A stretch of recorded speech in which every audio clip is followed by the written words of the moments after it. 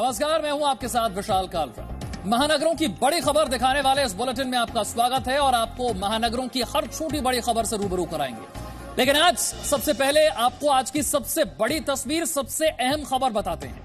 लद्दाख में भारतीय सेना ने T-90 भीष्म टैंक की तैनाती कर दी है। भीष्म टैंक दुनिया के सबसे शक्तिशाली टैंक में शामिल है। LAC पर भारतीय सेना की यह जबरदस्त तैयारी है, जिसकी तस्वीर आप देख रहे हैं। चीन को भारतीय सेना की यह सीधी चेतावनी है और यह चेतावनी है कि हम तैयार हैं, किसी भी परिस्थिति से निपटने के लिए भारतीय सेना तैयार है।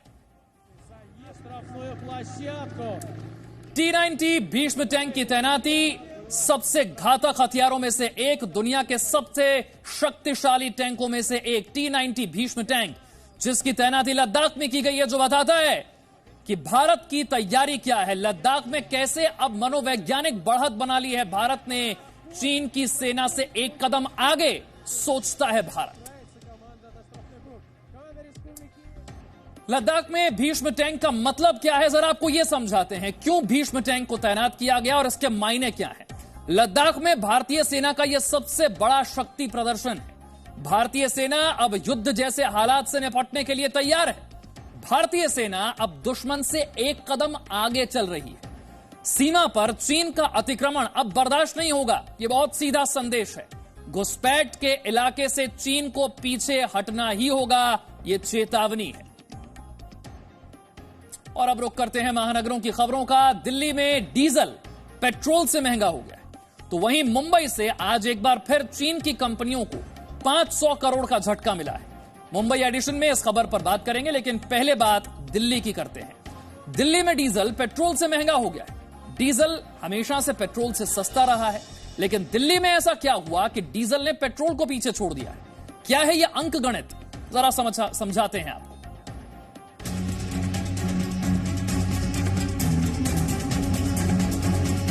तेल का दाम क्यों बढ़ रहा है, जबकि मार्केट में कच्चे तेल की कीमत इतनी कम है।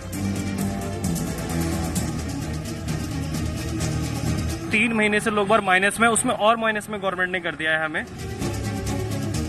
दिल्ली के पेट्रोल पंप पर डीजल लेने वालों में गुस्सा है। इस गुस्से को लेकर सड़क पर भी प्रदर्शन हो रहे हैं। डीजल, जिसका इस्तेमाल ट्रक, टेम्पो जैसे माल की ढुलाई करने वाले वाहनों में होता है, उसकी कीमत अब पेट्रोल से ज्यादा है। इतिहास में पहली बार ऐसा हुआ है जब देश की राजधानी दिल्ली में पेट्रोल की कीमतें डीजल से कम है। जी हां, बिल्कुल सही सुन रहे हैं आप। आज दिल्ली में डीजल महंगा है और पेट्रोल डीजल के मुकाबले 12 पैसे सस्ता है। लगातार 18 दिन से डीजल की कीमतें बढ़ रही हैं और अगर पेट्रोल की कीमतों की बात की जाए तो पेट्रोल की कीमत लगातार 17 दिन तक बढ़ने के बाद आज उसमें कोई बदलाव देखने को नहीं मिला है। दिल्ली में ऐसा कैसे हुआ, इसका अंक गणित आपको बताते हैं। तेल की कीमतों में पिछले 18 दिनों से लगातार बढ़ोतरी हो रही है। डीजल की कीमत 10 रुपए 48 पैसे प्रति लीटर बढ़ी। पेट्रोल की कीमत 8 रुपए 50 पैसे प्रति लीटर बढ़ी। 18वें दिन पेट्रोल की कीमत नहीं बढ़ी, डीजल की कीमत 48 पैसे बढ़ गई। तेल की कीमतों की बात करें तो पेट्रोल के मुकाबले डीजल की कीमत 18वें दिन सिर्फ 48 पैसे बढ़ी, लेकिन दिल्ली में डीजल पेट्रोल से महंगा हो गया है। इसकी वजह दिल्ली सरकार का पेट्रोल और डीजल दोनों पर वैट को बढ़ाकर 30% करना है। 4 मई 2020 को दिल्ली सरकार ने वैट बढ़ा दिया था। डीजल पर 16.75% वैट को 30% कर दिया गया। पेट्रोल पर 27% वैट को भी 30% कर दिया गया। डीजल पर वैट बढ़ने की वजह से अब दिल्ली में डीजल पेट्रोल से महंगा हो गया है। ऐसा सिर्फ दिल्ली में ही हुआ है। डीजल का इस्तेमाल ट्रक, टेम्पो, बस में होता है, इसीलिए केंद्र सरकार और राज्य सरकारें डीजल पर कम टैक्स लेती हैं। लेकिन दिल्ली में वैट बढ़ने की वजह से डीजल पेट्रोल से महंगा हो गया है। अक्टूबर 2014 में तेल की कीमतों का डीरेगुलेशन हुआ। पेट्रोल डीजल की कीमत में अंतर कम होता गया। दिल्ली में पेट्रोल पर 64% टैक्स लगता है। दिल्ली में डीजल पर 63% टैक्स लगता है। टैक्स में 1% के अंतर की वजह से रेट लगभग बराबर हो गया है। अब दिल्ली का मौजूदा रेट लोगों को हैरान कर रहा है। दिल्ली में 1 लीटर पेट्रोल की कीमत 79 रुपए 76 पैसे है। डीजल की कीमत 79 रुपए 88 पैसे प्रति लीटर हो गई है। दिल्ली में अब ट्रांसपोर्ट संगठन और व्यापारी प्रदर्शन कर रहे हैं। जबकि दिल्ली के आसपास नोएडा, गाजियाबाद और गुरुग्राम के पेट्रोल पंप पर वाहनों की कतार ज्यादा लंबी नजर आने लगी है। रूफी जैदी, दिल्ली। और अब ये समझिए कि आपके शहर में पेट्रोल और डीजल की कीमत क्या है। सबसे पहले दिल्ली की बात करते हैं, जहां पर पेट्रोल की कीमत है 79 रुपए 73 पैसे, डीजल है 79 रुपए 88 पैसे, यानी कि पेट्रोल से महंगा है डीजल। दिल्ली के बाद बात करते हैं मुंबई की, जहां पर पेट्रोल की कीमत है 86 रुपए 54 पैसे, डीजल है 78 रुपए 22 पैसे। फर्क साफ नजर आता है। इसके बाद चेन्नई, जहां पर पेट्रोल की कीमत है 83 रुपए 4 पैसे, डीजल है 77 रुपए 17 पैसे का। कोलकाता, जहां पेट्रोल की कीमत 81 रुपए 45 पैसे, डीजल 77 रुपए 6 पैसे। यहां भी डीजल की कीमत कम है। सिर्फ दिल्ली में ऐसा है कि डीजल पेट्रोल से महंगा हो गया। योग गुरु बाबा रामदेव के कोरोना वायरस की दवा बनाने के मामले में अब उत्तराखंड सरकार ने सवाल खड़े कर दिए। उत्तराखंड के आयुष मंत्री हरक सिंह रावत ने कहा है कि पतंजलि फार्मेसी को सरकार ने इम्यूनिटी बढ़ाने की दवा बनाने की अनुमति दी थी। पूरे मामले में अब तक क्या हुआ है, जरा ये आपको समझाते हैं। पतंजलि ने कोरोनिल नाम से कोरोना की एक दवा लॉन्च की। पतंजलि ने 1 सप्ताह में कोरोना खत्म होने का दावा किया। आयुष मंत्रालय ने कहा कि दवा की कोई जानकारी नहीं है। कोरोना की दवा बताने के विज्ञापन पर रोक लगाने के निर्देश भी दे दिए गए। उत्तराखंड सरकार ने कहा कि इम्यूनिटी बूस्टर दवा के लिए हमने अनुमति दी है।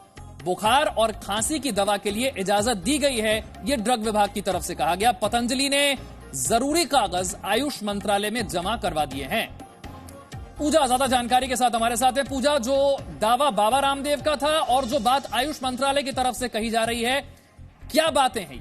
क्या जो दावा बाबा रामदेव कर रहे थे वो सही है?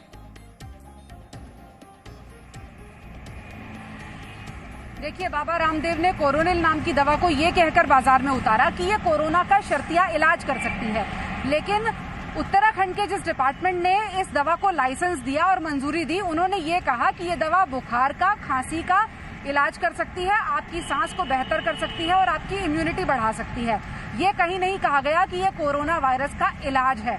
यहीं पर आकर सारा मामला अटका और अब आयुष मंत्रालय ने उनसे पेपर्स मांगे थे, जो पेपर्स आज दिव्य फार्मेसी की तरफ से जमा करा दिए गए कि किस आधार पर यह स्टडी की गई और इस नतीजे पर कैसे पहुंचा पतंजलि कि ये कोरोना का इलाज कर सकती है। आयुष मंत्रालय ने हाल ही में ये अपडेट कर दिया है कि हमारे पास कागज पहुंच गए हैं, हम उनको वेरीफाई करेंगे और उसके आधार पर जो भी नतीजे होंगे उन्हें लेकर सामने आएंगे। लेकिन तब तक इस बात पर रोक लगा दी गई है कि इस दवा को कोरोना के इलाज के नाम पर बेचना बंद करे पतंजलि। बहुत बहुत शुक्रिया पूजा इस जानकारी के लिए। तो सभी जरूरी कागज आयुष मंत्रालय को दे दिए गए हैं। दिल्ली में कोरोना के तेजी से बढ़ते मामलों के बीच दिल्ली की केजरीवाल सरकार ने गृह मंत्रालय को चिट्ठी लिखी है। कोरोना के इलाज के प्रोटोकॉल में बदलाव करने की मांग की है। केजरीवाल सरकार चाहती है कि दिल्ली में कोरोना पीड़ितों का इलाज उनके अनुसार हो और गृह मंत्रालय अपने नियमों को वापस ले ले। अब सवाल है कि क्या दिल्ली में केजरीवाल की चिट्ठी से कोरोना से जंग जीत पाएंगे?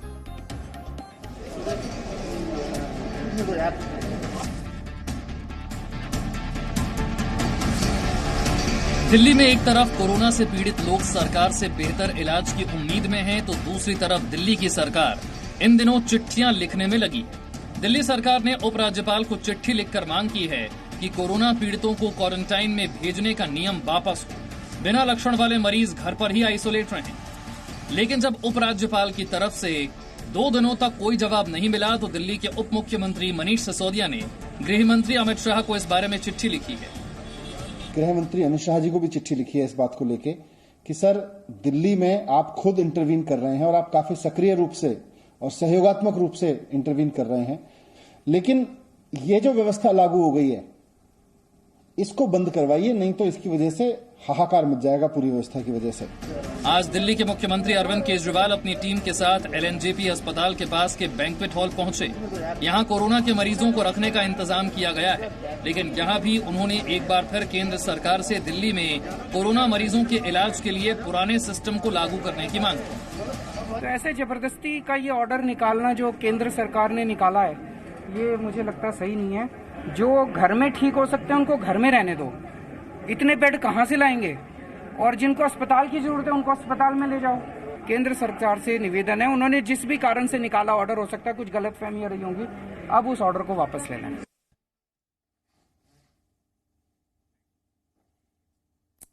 दिल्ली में गर्मी के बीच आसमान से लोगों को राहत का सिग्नल मिलने लगा है। दिल्ली और आसपास के इलाकों में सुबह बारिश की फुहारों ने यह जाहिर कर दिया कि दिल्ली में मॉनसून की एंट्री बस होने वाली है।